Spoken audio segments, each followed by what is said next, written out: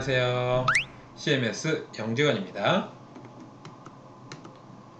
자, CMS 영재관 하면 떠오르는 것들을 좀 모아봤어요. K모 1차 수상자, 과학과 합격자, 영재학교 합격자, 그리고 물리화학 올림피아드 수상자, 특목고 합격자. 이 중에서도 KMO, 즉 한국수학 올림피아드, 그리고 과학과 합격자, 서울 경기 지역, 영재학교 합격자, 전국에서 차지하는 비율이 약 40% 이상이라고 생각하시면 됩니다.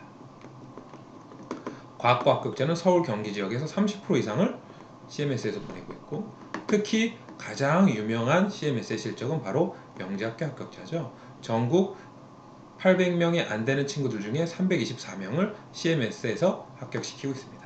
약 43%의 친구들이 CMS를 통해서 영재학교에 합격하고 있죠.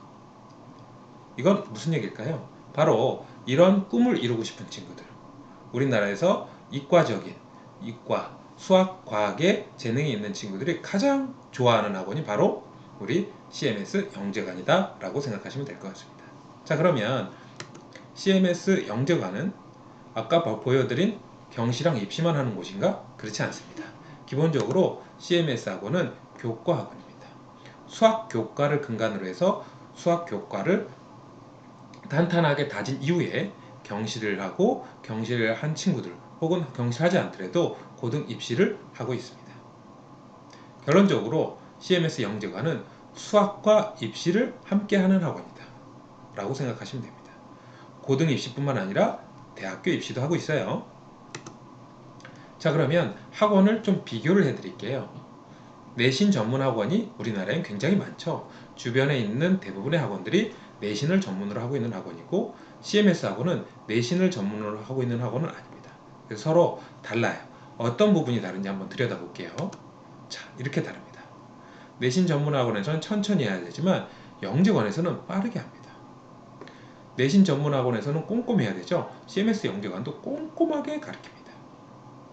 내신 전문 학원에서는 적당히 가르치지만 CMS 영재관에서는 많이 가르칩니다. 그래서 빠르고 많이 가르치는 것이 CMS 영재관이 주변에 있는 여러분이 알고 있는 학원과 다른 점입니다. 자, 그러면 어떻게 다르게 가르치는지를 조금 더 구체적으로 보여드리면, CMS는 영재관 안에 영재관이 또 있고요, 경시관이 있고 입시관이 있습니다. 영재관과 경시관은 부학년제고요, 입시관은 학년제로서 중학교 2학년 이상만 들어올 수 있습니다. 그러면 입시관이라는 거는 너무 좀 쉽죠. 입시를 하는 곳입니다. 입시. 대학교 입시, 영재학교 입시, 특목고 입시. 이 입시들을 위해서 수학만 진행하는 것이 아니라 면접이나 자소서도 총망라해서 저희가 다 진행을 합니다. 그리고 이 입시를 진행하기 위해서 꼭 당연히 해야 되는 것들이 있죠. 어떤 것들이 있을까요? 네, 바로 교과 과정입니다. 초등, 중등, 수학, 과학 부분의 교과 과정, 그리고 고등 과정의 수학, 경시 과정의 수학, 이런 것들. 즉, 초중등 과정을 영재관에서 마치고 고등 입문 과정과 경시 과정을 경시관에서 마친 이후에 입시관에 와서 입시를 치르게 됩니다. 물론 경시관을 거치지 않고 여기 패스하고 바로 여기서 입시관으로 오는 친구들도 있습니다. 어떤 공부를 하신지 아시겠죠? 자, 그럼 이런 생각들을 하실 거예요. 수학에도 종류가 있는지, 선행학습 같은 무리한 공부가 필요한지, 앞으로 입시가 바뀔 텐데, 그리고 잘하는 일부학생들을 위한 학원인지, 우리 아이 혹은 나에게 해당 사항이 있는지 궁금하실 거예요. 그 부분을 말씀드리겠습니다. 네, 수학은 이렇게 나눠져요. 보통 아까 말씀드린 학원에서는 요것만 배웁니다. 그죠? 여러분들이 하고 있는 혹은 주변 학원에서 대부분 하고 있는 학원들은, 그 수학 학원들은 개념, 기초만 합니다. 천천히 꼼꼼하게 해요. 하지만 이 부분을 저희 CMS 영재관에서 빨리 나가죠. 그 다음에 빨리 나가기 때문에 뭘 할 수 있죠? 심화를 할 수 있습니다. 그래서 연습을 많이 하고요, 또 경시를 할 수 있습니다. 또한 창의를 다룰 수 있죠. 그래서 수학을 조금 더 빨리 꼼꼼히 정확하게 하고 심화, 유형 연습을 많이 시키고 경시와 창의까지 합니다. 이 창의 부분이라는 게 것 중에 가장 여러분들이 잘 알고 계시는 거는 CMS에서 하고 있는 Y, 사고력입니다. 이거를 한 친구들과 안 한 친구들은 심화를 할 때 너무너무 달라요. Y를 고레벨까지 마친 친구들은 심화 같은 어려운 문제를 풀 때 본인이 스스로 풀라고 하지만 Y를 거치지 않은 친구들 중에 많은 친구들은 선생님이 풀어줄 때까지 기다립니다. 이것이 수학 실력이 하루, 이틀, 일주일, 1년, 2년이 쌓이고 나면 얼마나 수학 실력의 차이가 날지 여러분들도 잘 생각할 수 있을 거예요. 그리고 경시 부분에 대해서도 말씀드리면 최상위권, 자, 의대나 서울대 혹은 연대, 고대, 카이스트, 포항공대 같은 최상위권 이과 정형이 약 12,000명 정도 돼요. 근데 경시를 많이 볼 때, 여기서 말하는 경시는 KMO만 말씀드리는 거예요. KMO라는 경시를 많이 볼 때는 12,000명, 적게 봐도 6,000명 정도가 봅니다. 그렇죠? 그러면 이런 곳들에 가는 친구들 중에 경시를 경험하지 않은 친구들이 요즘 많지 않다라고 생각을 하시면 돼요. 나는 경시를 안 하고 옆에 있는 친구가 경시를 했다면 누가 더 대입에서 유리한지는 뻔한 거죠. 그리고 2025년도, 즉 우리 6학년 친구들이 고등학교를 갈 때는 고교 학점제가 시행됩니다. 우리나라 교육에 맞는 키로 정부가 생각을 하고 있어요. 고교 학점제가 시행이 되면 다르게 평가할 수 있습니다. 어떻게 다르게 평가하냐면 나는 수학을 2개 들었지만 옆에 있는 친구는 수학을 잘해서 6개를 배웠어요.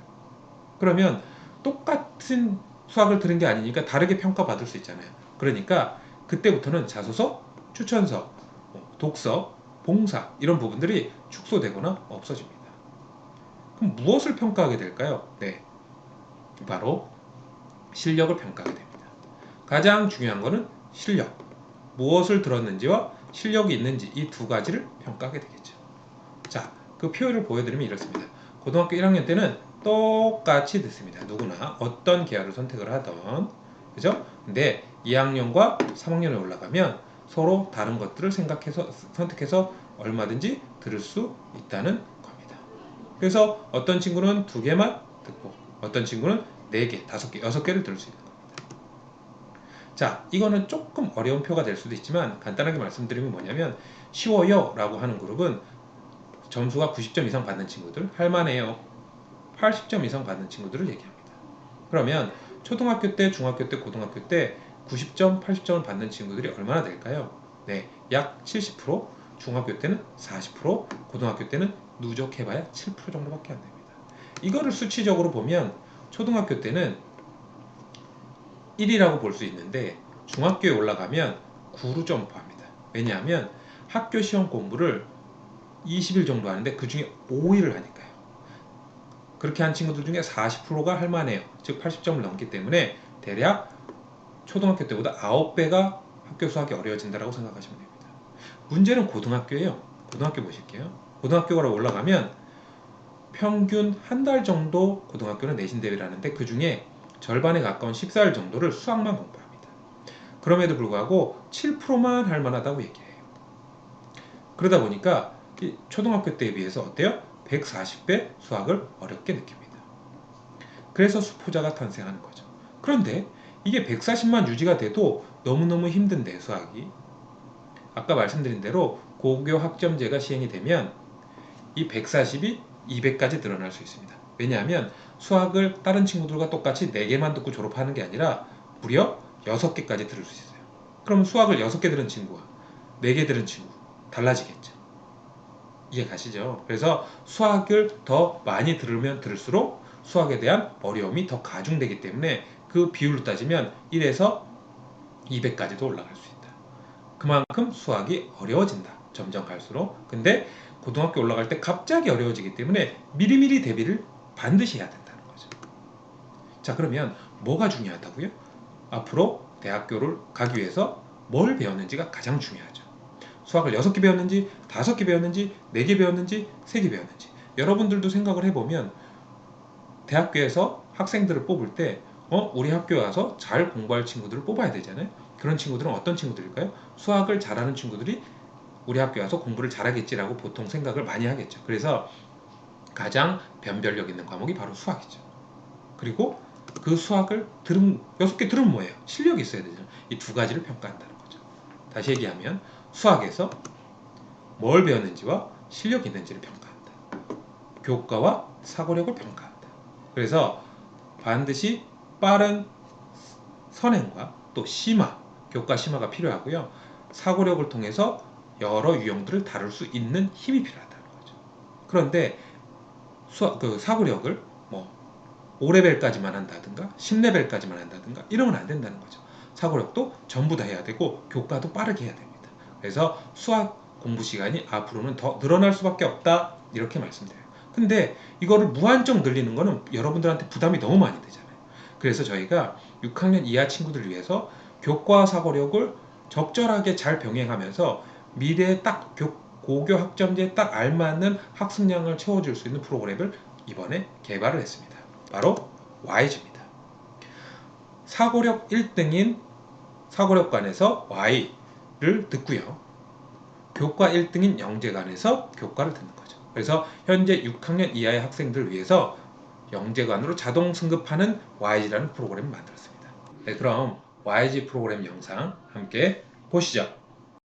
우리 아이 수학 고민 많으시죠? 생각하는 힘을 키우는 사고력 교육은 모든 학문의 기본. 학년이 올라가면 교과 공부도 필수. 사고력과 교과, 선택과 집중을 놓고 학부모님의 고민이 많습니다. 고교 학점제로 사고력과 교과의 균형이 중요한데 효과적으로 대비하는 방법은 무엇일까? 사고력을 키워야 중고등학교 올라가 교과 심화를 잘할 텐데 효과적으로 병행할 방법은 없을까? CMS 사고력과 교과 수업, 영재하는 우리 아이에게 괜찮을까? CMS 사고력관에서 영재관으로 효율적으로 연계할 수는 없을까? 이 모든 고민 YG가 해결합니다. 최고의 실적으로 검증된 CMS 영재관, 영재관 성적 우수자가 좋아하는 CMS 사고력관 융합사고 프로그램 Y. 1등과 1등의 결합으로 탄생한 기다렸던 컬래버레이션. 우리 아이에게 꼭 필요한 균형 잡힌 미래 수학을 시작합니다. 사고력 고레벨 과정을 엄선하고 압축하여 사고력 전 레벨을 1년 만에 이수하고 영재관 교과 과정을 효과적으로 연계하여 수학적 사고력과 문제 해결 능력을 동시에 기릅니다. YG 과정 하나로 사고력 클리어, 교과 컴플리트. 딱 1년 만에 YG 과정을 마치면 CMS 영재관으로 자동 승급하고 어떤 문제도 스스로 탐구하고 해결하는 나만의 미래 수학을 완성합니다. 사고력과 교과의 완벽한 시너지 YG. 감사합니다.